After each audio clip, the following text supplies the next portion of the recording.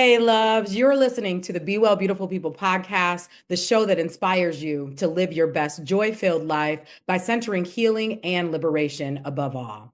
I'm your host, Demarra West, and it is a privilege to be in sacred space with you all. For today's episode, we're honored to welcome Reggie Hubbard, an internationally recognized yoga and meditation teacher, activist, and founder of Active Peace LLC. A stroke survivor and devoted seeker of truth, he is most proud of being a caring human, wisdom teacher, and minister of sound. Reggie's work bridges activism and wellness, building community, guiding change makers toward inner peace, and encouraging deeper civic and social engagement. He is a respected speaker and thought leader on healing, consciousness, justice, and well being across leading platforms and publications across the globe. In today's episode, Reggie will share his journey of healing and resilience, focusing on how yoga, meditation, and sound healing became essential tools for his own healing after surviving a stroke and navigating the pressures of high-stakes political environments. We're going to discuss how wellness practices support rising into our highest selves, rooted in and unlocking the door to our purpose, our peace, and our strength in the face of adversity. But before we do, let's ground into this quote by our divinely beloved Chadwick Boseman.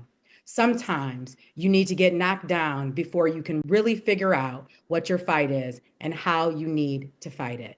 Reggie, welcome to the show. Happy to be here. Thanks for the invitation and look forward to being of service. Absolutely. I'm really, really excited about this conversation, hearing about your work, seeing you in action. I know that this is going to be a really, really fruitful conversation for our audience. So let's begin with your journey as a stroke survivor. You survived a stroke, you became a wellness advocate, and this is really, truly nothing short of amazing, right? I mean, because we oftentimes don't survive, and if we do survive, we may not be able to turn our survival into purpose. So talk about how your personal health challenges not only changed your own approach to well-being, but also inspired you to create Active Peace as a way to help others to heal. Yeah, thank you for the question. I just want to give gratitude to you for the invitation and just the opportunity to share from my lived experience. Like, as someone who doesn't take teaching or speaking lightly, it's a blessing to be able to share from my experience for the benefit of others. So thank you for that. Listen, having a stroke in 2024 wasn't on my vision board. It wasn't like, yo, let's have a near-death experience and harvest wisdom from it. That was not on the vision board. But the beautiful thing about the stroke experience is that, I was an advocate before the stroke, but it was in the abstract. You know what I mean? Like, all people should have healthcare. All people should have these sorts of things. When you have an experience that not only, it's not even about ego humbling, it's just very humbling to bear witness to the body not working.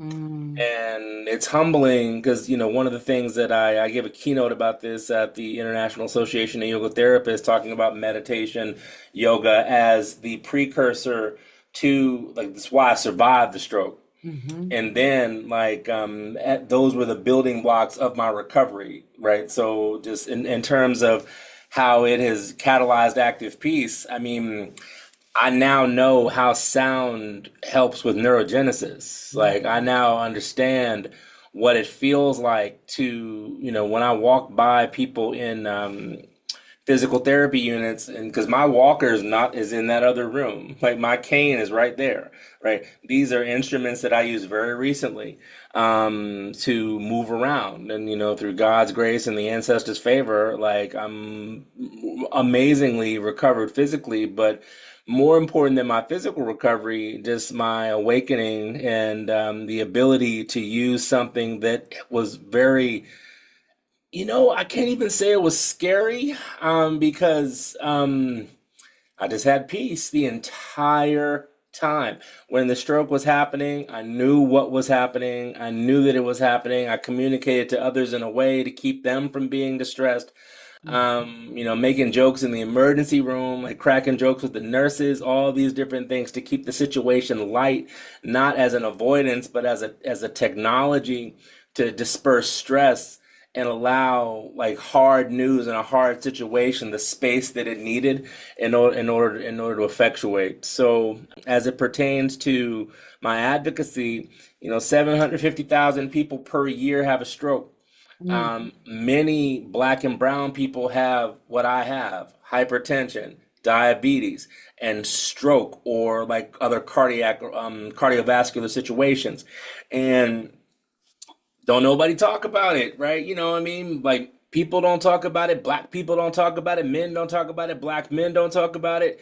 And as someone who fancies himself as a capital T teacher, and I say fancy in turn, that's kind of tongue in cheek, because I fought being a teacher tooth and nail. Like, I don't want to do this. Like, I understand what it means. I don't want to do this, but like, I'm doing it. And as a teacher, so I took a vow between myself, the ancestors, and 2 weeks before I got sick. I was Mm. like, okay, I'll be a teacher. And Yeah. then 2 weeks later, I had this stroke. And so I was like, so if this is happening and I'm a capital T teacher, whoo, here we go. Here is me learning how to walk again in physical therapy. Like, here is what hives look like when your body rejects medication. Like, here is what this entire experience looks like. I can't tell you the thousands of people that have thanked me for my vulnerability. If not for their lives that impacted people they love, because they were like, oh, yeah, oh, raw, honest. And the beautiful thing about the stroke is that all the stuff I'd been avoiding with my health was in my face, Mm. Mm-hmm. and I couldn't walk. Mm. So I was paralyzed from like the knee down, like foot just was not working. Mm. And so you can't avoid nothing when you in those circumstances, right? So you have to learn how to be compassionate with yourself, and the energy that you would avoid, the energy that you would spend trying to avoid people or hide from it. I was just like, I don't have that. Yeah. So here's what's happening. If you want to help, here's how to help. If you don't want to help, peace be with you. I got other shit to worry about. Yeah, that's real. So there's a lot that I want to say in response to what you shared. First and foremost, you said something really critical, that something to the effect of that people really do want authenticity, right? People are hungry for real stories as an invitation for they too to own their own stories, right? For they too to face themselves. For real. And there are endless opportunities, and from an abundance standpoint, there's a reservoir, right? You have an individual pathway, I have an individual pathway. And something that you said that I think is that was striking, right? You resisted being a teacher, and when you finally took the call, 2 weeks before, you ended up in this state. And it was almost like, and you tell me what you have convened with Spirit on, that Spirit wanted to make sure that your yes meant your yes, and that there was a stripping that had to happen in a very, very intense way, including you rejecting medication that would normally work for what you had, right? And so when Right. you think about the culmination of everything, Sure. and so oftentimes we believe that oh, woe is me in this journey, and really everything was actually working to your good. Absolutely. 2024 to 2025, we're not even in 2026 yet, Reggie, and you have set the world on fire as a result of you saying yes to yourself, because you could have chosen to still gone back to some of the ways in which that caused you to Sure. have hypertension, but you chose not to. And I Yeah. think this is another thing that I want to say really quickly, that it just hit me. This is in part the pathway by which that Black and brown people can navigate more to holistic modalities. Historically, as we both know, we Yeah. have been very resistant to these kinds of things, thinking they are anti-God, when in reality, God designed these things to help the body to do what it was designed to do, which is to heal itself. Yeah. And it had to be you. And so the question, why did it have to be you, right? Why did it have to be me? Why does it have to Yeah. be anybody? Because when we're being called to do something, we're being called to do it. And if we don't recognize all the ways that God, universe, source, creator is speaking to us to try Yeah. to save our lives, to try to get us in alignment with our purpose, then literally catastrophe is going to set. Right? Hmm. Catastrophe is going to set. And the last thing I want to say that I think is really, really powerful. There was somehow intuitively you knew that one of the ways that your body was going to get through this was to be light with it. Yeah, right. Right, right. How did you know that? Yeah. Did you know to be light with it long before you knew what the science said about the importance of being light with it to Yeah. support your own healing? Yeah, so one quick reflection on what you said is that, the entirety of this experience of recovery, which has been up about 14 months, praise the Lord. And Come on now. And you just getting started. yeah, Come that's what I'm on saying, now. right? I said that to someone. I was like, yo, I haven't even been walking good for a Mm, year.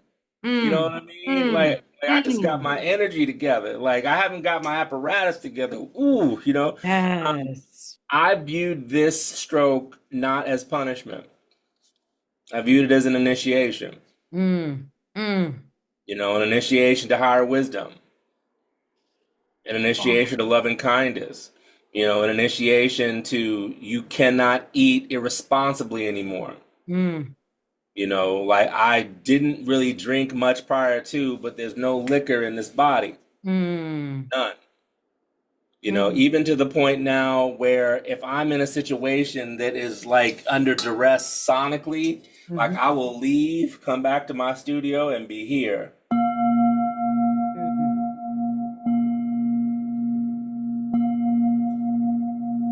Because I would rather spend time nourishing my nervous system than wasting my chi on diminishing returns, right? And so, like, I spoke to someone this morning, and it was someone at a retreat center, Mhm. and I only spoke for like 5 minutes, and they were just like, "Where did you come from?" I was like, "I've been here the whole time, but like, I didn't Mm. become me until like I essentially started doing what I was supposed to be doing, right?" So I took the stroke as an initiation, and in that initiation the several things came to mind. One was that like, how is this happening for me as opposed to why is this happening to me? Yeah. Like I'm blessed to be able to tell you that through the entirety of my recovery, not if I were to give it percentage, it would probably be like 98 to 2%.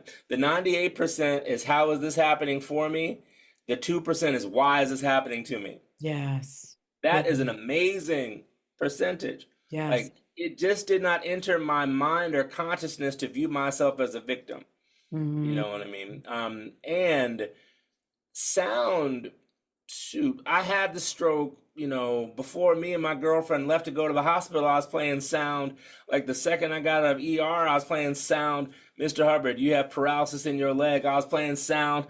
You know what I mean? So Mm. like, and they're giving me all of these diagnoses, all of this stuff. And I'm in South Carolina. So like my black ass is in South Carolina. I just had a Mm. stroke. Yikes, it's a lot. And Real so talk. in order for me to heal writ large, but also leave, I Mm. don't live in South Carolina. I gotta get home. Yes. Right. I gotta get back to Maryland, Washington, something somehow. And that means I have to be healthy. Yeah. And so it was almost instinctive that I had to create a space for hard news to land softly.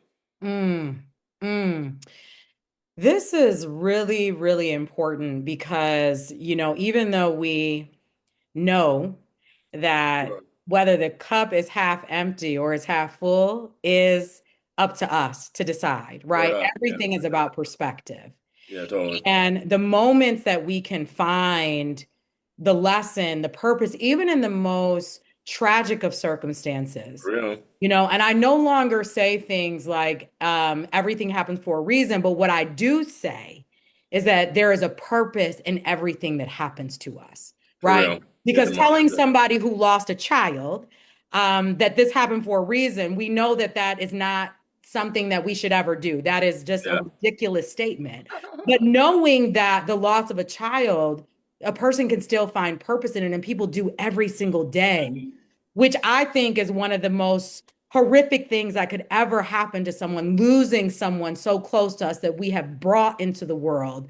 Right. Um, and yet we can find it every day in source. Our ancestors, our guides are always there supporting us.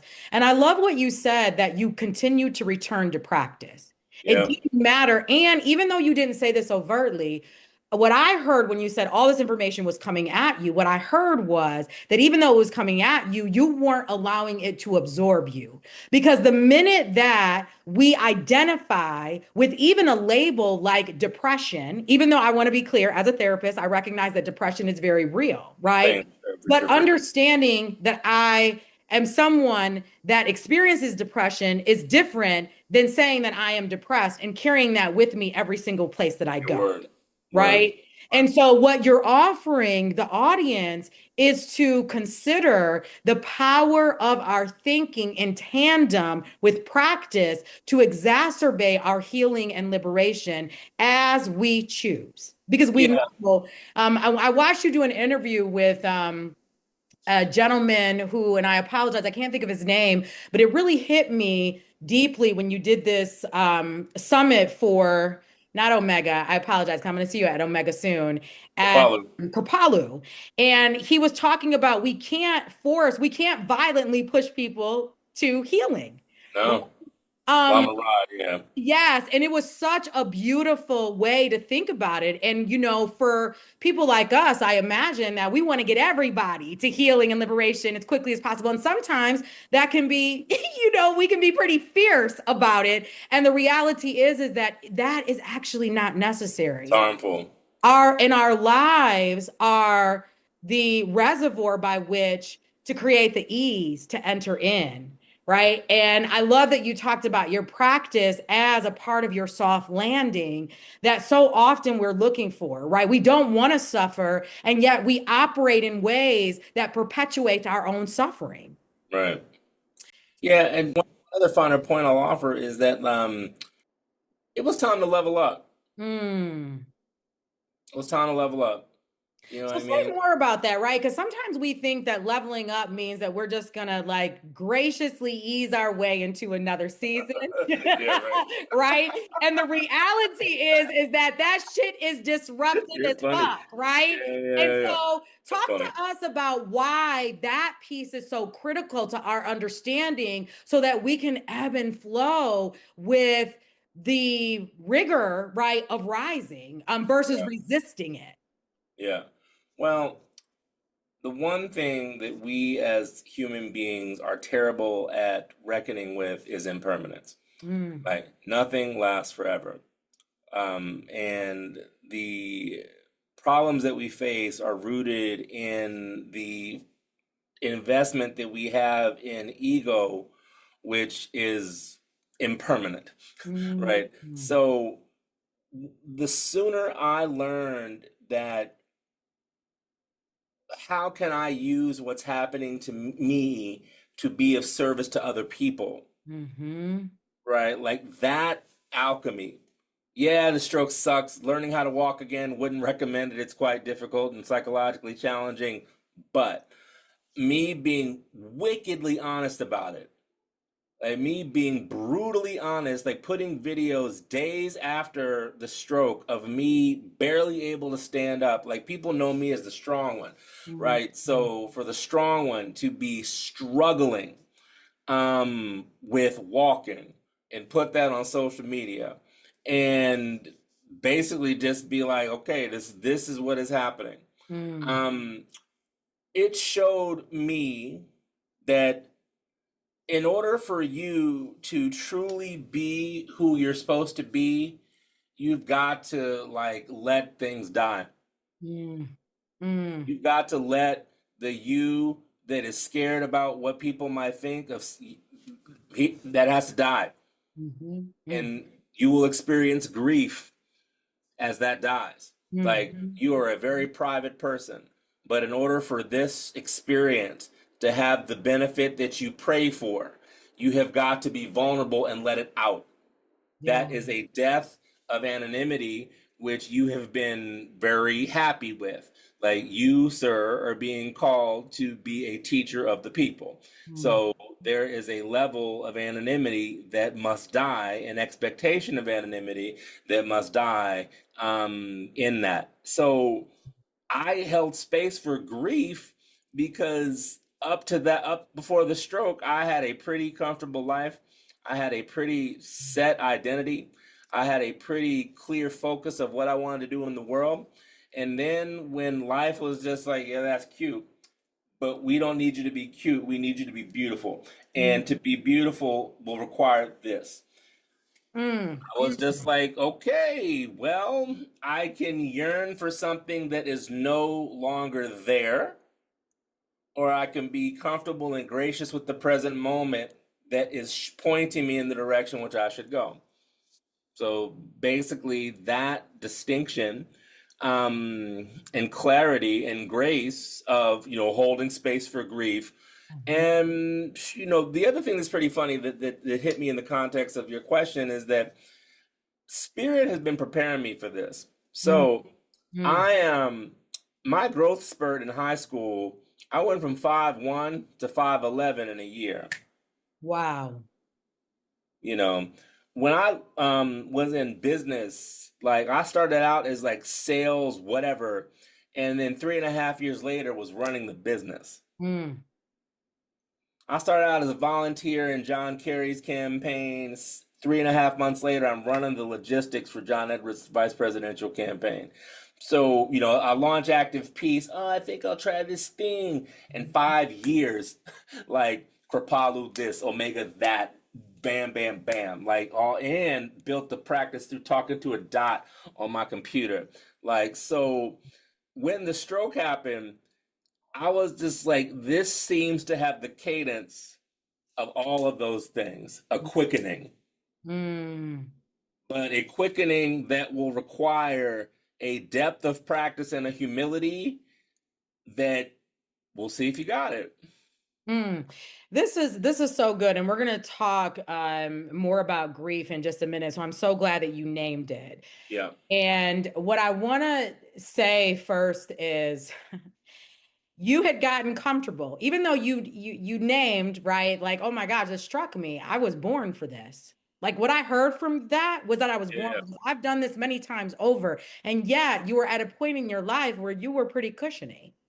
And I think that what's important about this is that if we get too comfortable and we are called to do great things in life, Oh there yeah. will be That that a that will end. magnificent That will end. disruption That will in end. order to get our attention. That shit will end. Yeah. Come on now, right? And I mean, you are a living witness of this. And but I love that you said, and what Oh struck God. me about what you said is that, and I say this often in to people, and I use it as a joke, but it's real talk. Mhm. That like I'm every woman. Reggie, you're every man. That's Somebody straight. else is every person.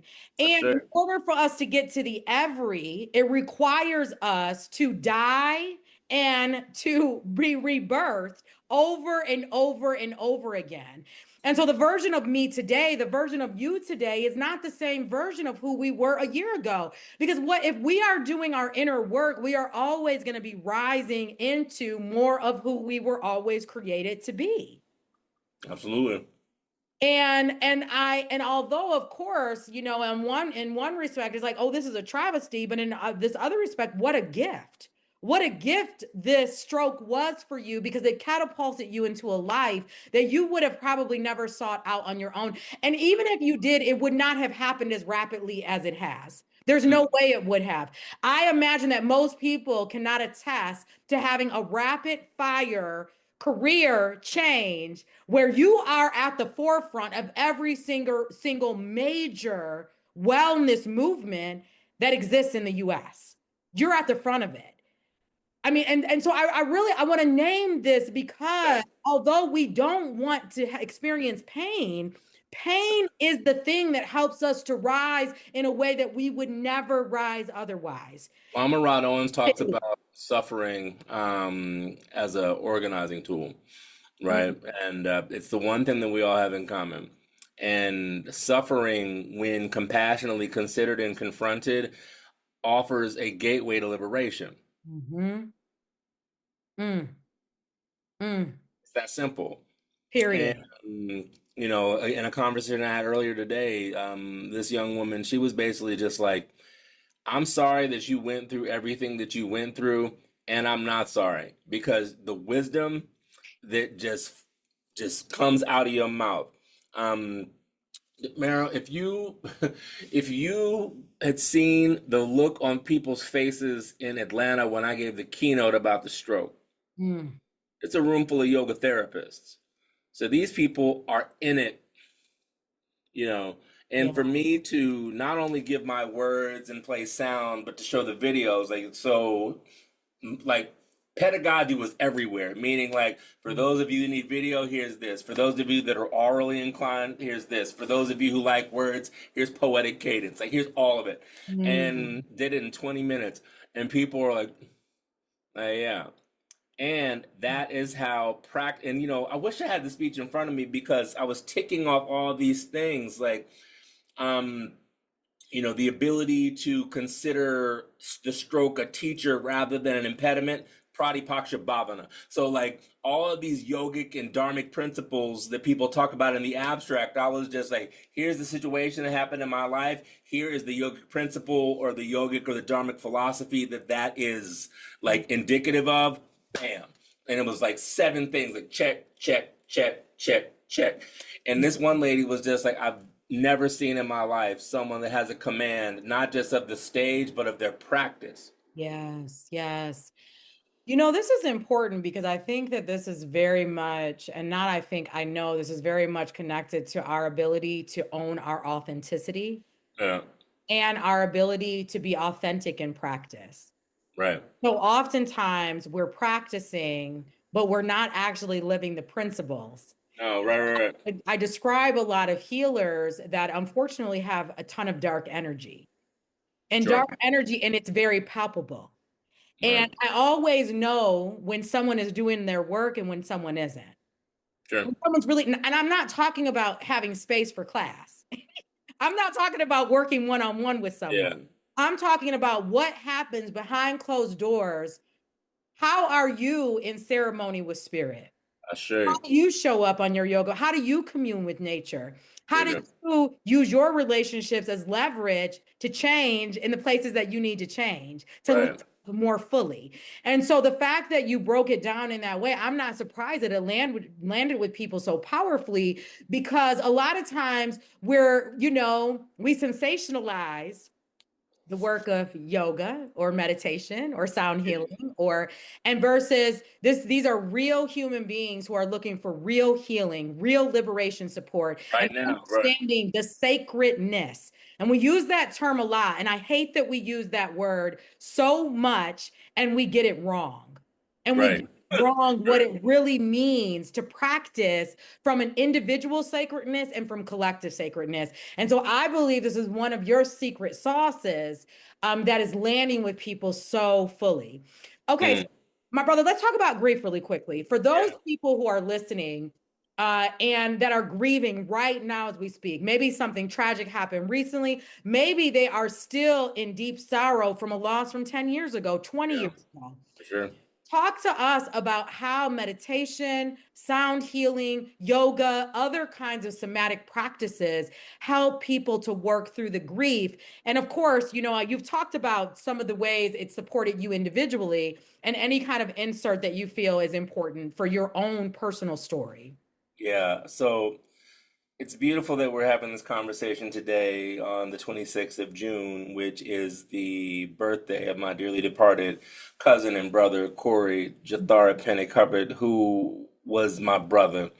And on October 21st, 2021, he died of a pulmonary embolism suddenly, 44 years old.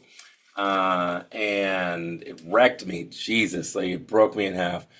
And it was the first time. I mean, I've had a lot of loss in my life. I'm black and 50. I've been through some shit. But is the first time that I'd had something that close. Mm. That close. Mhm. And in fact, I even said in the keynote address in Atlanta, because they came up to me afterwards and they were just like, "How'd you not know you were hypertensive? You should know better." I was like, when my cousin died, I stopped caring. Yes. Mm, mm, mm, And I didn't realize how much I didn't care until I had that stroke. mm. I poured myself into my work. I built Active Peace into a level of like whatever, you know what I mean? And didn't go to the doctor, didn't care, didn't trust the doctor, right? All these things. And so I said to them, I was like, listen, I played a fool's game and almost won. Mhm. Almost paid the price of my life because of some foolishness. And grief was the cause of that. And so my relationship with grief has changed in that grief and I talk regularly. Grief is an unavoidable part of the human experience. And while painful, it is necessary. It Mhm. is necessary to have a reckoning with the feelings that you have because here's the thing about feelings. All they ask to do is be seen and expressed. Yes. And we live in a culture. I remember when Corey died, someone said to me 6 months after his passing, "Oh, you're still grieving that?" I was like, "Yeah, the motherfucker's still dead. I'm still grieving." They're like, "What the hell? Like, what are you talking about?" You know what I mean? So, like, totally. Our culture wants you to be better immediately, and some grief you may carry your entire life. Yes. Here's what I know from my personal dealings with grief. While unavoidable, it can be sweet. Mm. It can be a counselor into what truly matters, Mhm. right? When I grieved the potential of me never walking again because of this stroke, it gave me equanimity with whatever outcome, provided that I did the work. Yes. So if I did not grieve the loss of my mobility, I would never have gotten it back. Oh, and you know what's really I just want to have a moment of silence for Corey Thank you.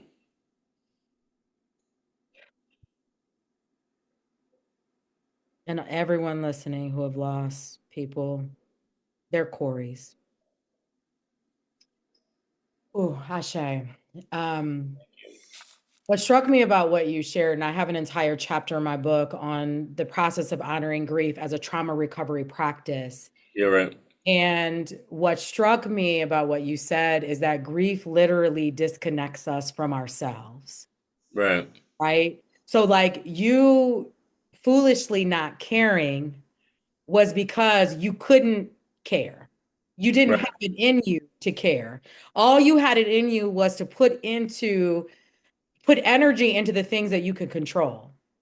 It probably felt too out of control to even like where were you going to create space for that? How do you sit with the loss of Right. something or someone that you love so dearly? And I created space. I created huge space. Mm. I built this practice, like touched thousands of lives. But at what cost? And this is really critical because a lot of times, I talk about the emotional guidance scale a lot in my work and with purpose, passion, right, being the second highest vibrational emotion. So Yeah. you found your purpose, you found your passion. The problem is that if we put everything into our purpose and we're not repurposing ourselves, we're not fueling ourselves through practice, then guess what? The purpose is only going to do so much. You're only going to yield the positive aspects of purpose and passion for so long without other practices. And one Absolutely. thing that I think is so important is that practitioners in the work can relate to this, right? We are Right. giving so much of ourselves to our work and to healing the world, and yet us too need healing. Us Right. too need space for grief. Us too need space for community and for practice and for connection. And so what even though you didn't say this, the stroke and you grieving the stroke, I believe, and you tell me if I'm wrong about this, it also helped you to grieve Corey more fully. Well, him and my uncle Bob died of a stroke like the year before I had my stroke, right? It's like so all my grandfather died of a stroke. So like all of these things. So the blessing of grief has been, especially in the context of this recovery, is that like I said, grief visits whenever grief does. Come I on. always leave the light on for it. And when grief shows up, I'm just like, how are you? Yes. Like, what do we need to talk about? And then grief will start saying some things, and I'll be like, I can talk about this. I can talk about this. I'm not ready to deal with that. Like, so, like, I personify the experience, but it's to give voice to the process that's happening in my mind, or give Mm, voice to the process that I want to happen emotionally or psychospiritually. yeah. And in so doing, I normalize the expression of grief, Yes. which allows it to do what it's really good at doing, is taking your sorrow and transforming it into something else. Yeah. Deeper wisdom, greater service, clarity, love, grace, kindness. Yeah, and our invitation to see grief as a opportunity for alchemization. And I love that you said that grief can be sweet, right? Because this is Yeah. why rituals are so important. And the ways in which we honor, the people that we've lost. And my dad has been gone now for, it'll be 11 years this year. And he died of a freak accident coming home from his hometown of Bastrop, Louisiana. Same route, got out of the car, was struck by a truck and died instantly on my daughter's birthday. Hmm. And I believe that that was his last gift to us, right? The fact that we have this, this life with my baby, who is the love of my life, my child, and I lost my father, who too was partially the love of my life, right? Right. And I went back home. I'm in Detroit now, and I'm from Kalamazoo, and I went back home recently to work on a project. And I drove up to the cemetery, and I was feeling great, right? Feeling Mhm. good. I'm thinking we're gonna have this talk like we normally do. And Yeah. instantly, when I pulled up, I started to cry.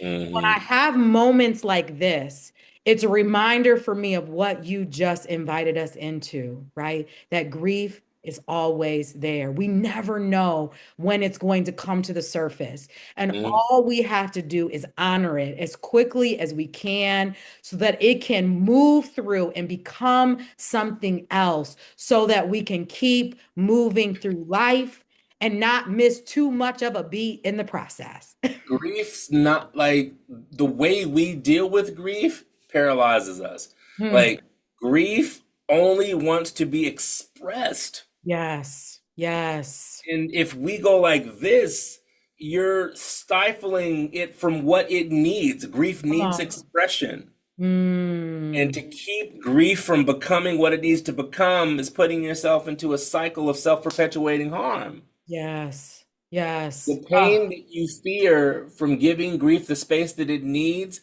is nothing in comparison to the release that you will have by just letting grief do its thing. Mm. Mm. This is so good, and it's a really beautiful segue into our next exploration as we get ready to wrap up our time together. You talk about surrendering to life's unfolding, and that it's Yeah, been like a guiding principle for you. We've highlighted in some shape or form during our conversation. yeah. And so, talk to us about how letting go of control can bring clarity to one's life. And what would you say to someone who's reluctant to trust that everything in life is working for them? I'll talk about it and then I'll play, Hmm. right? One, we, to our peril, think that everything that happens in life is against us, all these sorts of things, right? Like, so we take everything personally. Mhm. And from what I've experienced, especially in the context of the stroke, Hmm. when I didn't take it personally and I was just kind of like release, or I remember being in meditation in this room actually, and I was like, my foot may never work again. Mm. Okay. My foot may never work again. So how does that make me feel? Well, I think that kind of sucks. And I would just be honest with it, and then I would, your foot may never work again. And just hold space for that thought, but giving voice to it held space for the potential of a miracle. You feel me? So, like saying, this may never happen, gives voice to the dark fear that if unexpressed becomes a reality. So, Mm. surrendering my words and fears out loud created space for the opportunity of the miraculous to show itself. Yeah. So I felt that.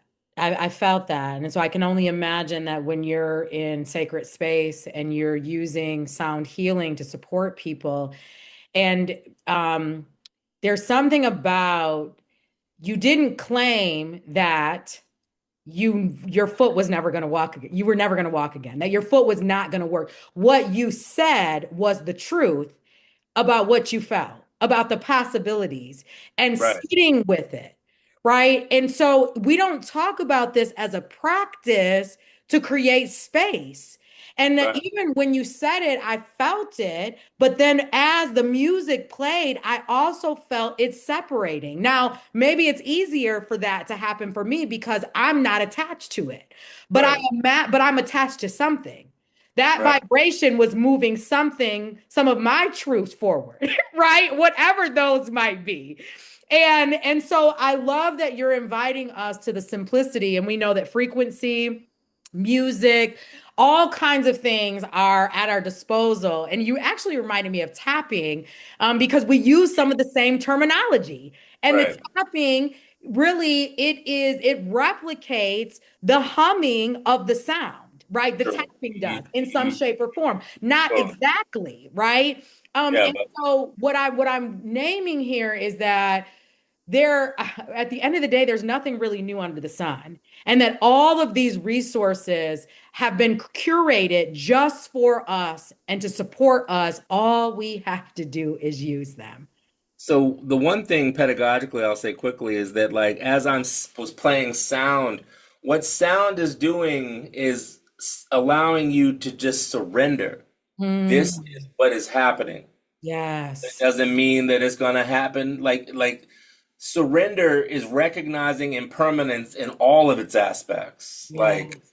so I may never walk again, but I may also walk, like Shit, you might walk better. right. You know what I mean? So like surrendering is allowing for the possibility of anything to happen. Yes.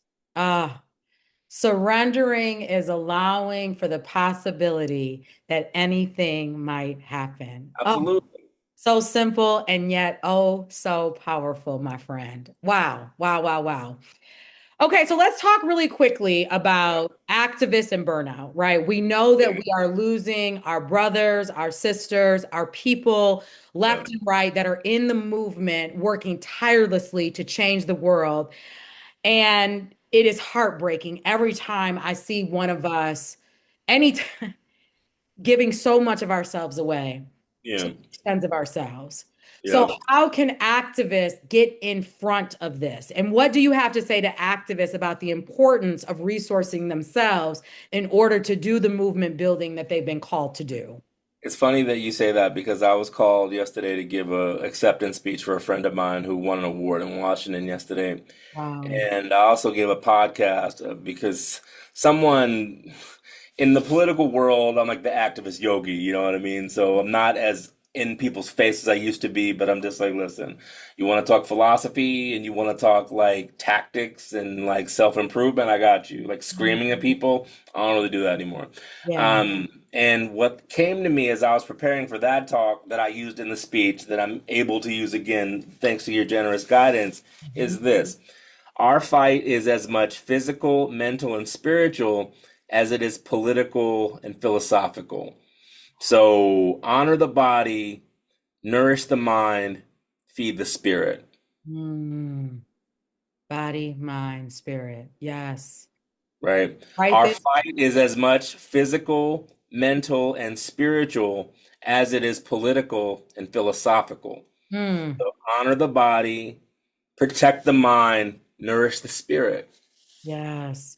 Well, and those things alone, right? If we were to assess how well we are doing in terms of cultivating those three things, I would surmise that many of us are not. And I would surmise that oftentimes the activist, the healer, quote unquote, because we're all healers, right? We all have the capacity to heal For ourselves, sure. right?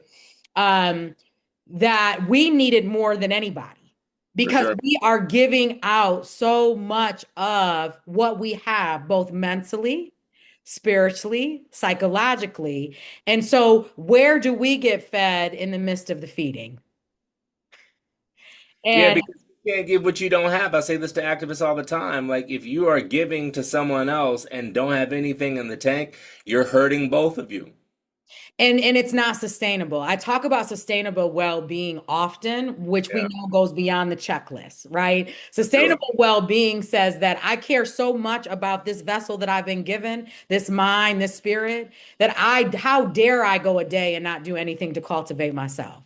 Can you imagine the fear that gripped me when the dude who has made his entire living with his mind had a stroke? Mm, mm, this is so good because you're also naming the tools that have historically supported us in our evolution will no longer be the tools that we will be able to tap into for the heightened self Right. sometimes. This is so, and what's so important about this, Reggie, is that oftentimes we believe that if we're smart enough, if we acquire enough knowledge, enough certification, enough, then we will finally arrive somewhere. And spirit will oftentimes say, oh, you thought that was going to be the thing. Hmm. Oh, you thought you could control that. Hmm.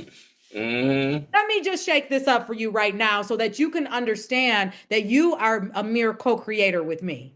Right. So when I had a stroke, I'm a strategist. Mm, I'm an organizer. Like I got a perfect on my SAT verbal. You know what I mean? Words, like all this stuff wow. was at risk. So I had to radically change my life and surrender to the sovereignty of the body. And you know what, Reggie, in this surrendering to the sovereignty of your body, as you named, what also struck me is that this new level of where you're at right now, your acumen and your reliance on your head is actually probably far removed, and you're much more led by spirit. Sure. Oh, You think please, that for that's sure. accurate? Yeah, it's it's yes and. Yeah. So when the mind in and of itself is cool, whatever. The mind when paired with spirit is discernment. Mm, yes. The mind paired with spirit is discernment. Builds discernment. Ooh. Discernment allows you to invest energy more efficiently and effectively. It allows you to choose your words. It allows you to choose your battles. Like that, one of the things that has happened since the stroke, honestly, is, I grew up in the church. There's a New Testament scripture that says, pray without ceasing. That's essentially what I have done. Like, whether it be when I say, I give teachings and I start with the teachings with peace be upon all of you. Mm, Like that is prayer. yes. Yes. When I end my remarks, I'll be like, may the words of my mouth, may the meditation of my heart yield to the liberation of suffering for all beings across my path. That is prayer. Yes. It is Yeah. ritual. And like I say that again and again and again, and shit just be happening. But it's not that. It's just like, and when I do give teachings, I'll be like, you have my permission to record this because the likelihood of me being able to repeat it is not very good because it's not coming from me. And the likelihood that somebody could repeat it the way I say this a lot in my work, you can take my work all day long. You won't deliver it the way I deliver it. And I don't mean that in a haughty way. I No. mean it in an individualized way. There's only one Reggie, there's only one me, there's only Yeah. one, et cetera, et cetera, et cetera.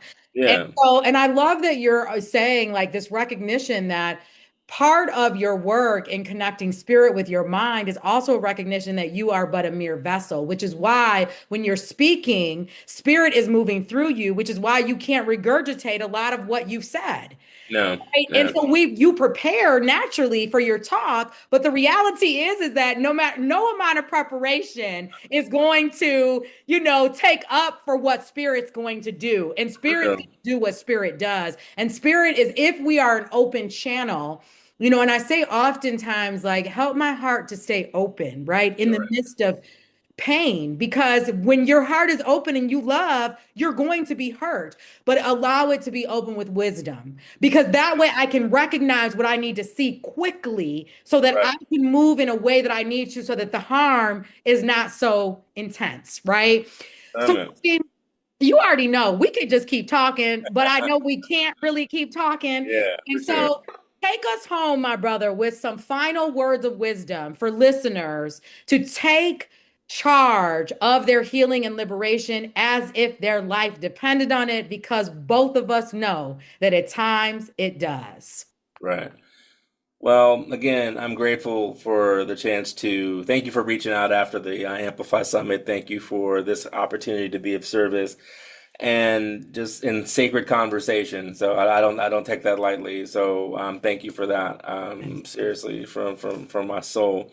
And y'all, if there's nothing else you remember from me, listen, we're all going to die sooner than we think. And I don't say that as a macabre, oh, doomsday. That's not what I mean. What I mean is that, like, this very moment that you may be taking for granted is precious and sacred. And so, how might you honor the sacredness of this ordinary moment again and again and again? What you eat fuels the vessel that does your work. You have two eyes and two ears, both of which are direct inputs into your brain. If you feast upon diversion, distraction, and delusion, you will have a beautiful array of mental plants of diversion, distraction, and delusion. Mm, However, if you feast your eyes and ears upon things that are edifying, things that are uplifting, things that are connecting not just to heart, but to others, you will be surprised at the level of grace that guides your life, right? Don't take anything for granted. Don't take the breath that you just took for granted, right? Give thanks for it. So, what I will say in conclusion is this: how you treat your mind, so your diet doesn't just consist of what you eat in terms of food, what you consume with your eyes and what you consume with your ears have more impact than what you consume with your mouth, mm, because it has a direct impact on your mental health and mental well-being. So the invitation that I'll offer is, if it's comfortable for you, to close your eyes or soften the eyes, because we spend hours staring into technology. So give the eyes a break and allow the sense of sight to be less in importance. mm, And as you breathe through the nose, elevate the sense of smell. Are there scents on the air? So as you normalize sight in its rightful place, can you elevate smell?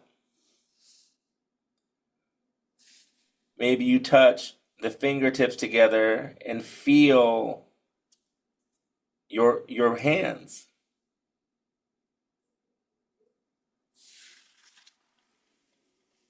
And lastly, because it's so important to my practice and my healing journey, I'm going to close us with the sound of a gong. beautiful. It's going to be this little gong right here. And the invitation, again, is to keep eyes soft or closed, to normalize sight. We're overly addicted to sight, and allow the sense of hearing, which is a combination of hearing and touch, to be balanced by this sound.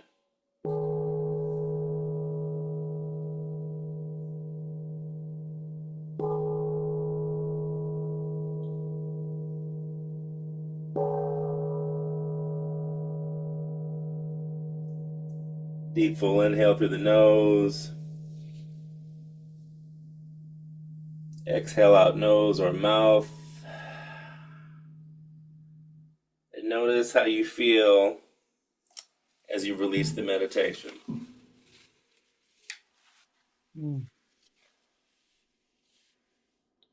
Ashe. Wow. That was such a short, beautiful practice that I felt, I have tons of daily practices that I use and I can never get enough of them, right? And just your invitation to close the eyes, right? And to numb the senses, to elevate, putting our attention on the things that help us to really ignite these senses that we have been given. Not to mention just the power of your words. My brother, you have been a blessing. I am so grateful that I heard your name spoken first in a room, and then I got to see your brilliance in my summit, and I get to witness you again at the Omega Institute in Yep. August. We're going to kill it. You have nourished me, and I'm sure that you have nourished the audience, and I can't wait to see all the ways that life will continue to unfold for you and all the ways that our paths will continue to be aligned, my friend. So thank you. And I'm going to officially close us out now. I appreciate you so, so much. This was the highlight of my week, I tell you. So, beautiful people, I want to share my gratitude for you tuning in today.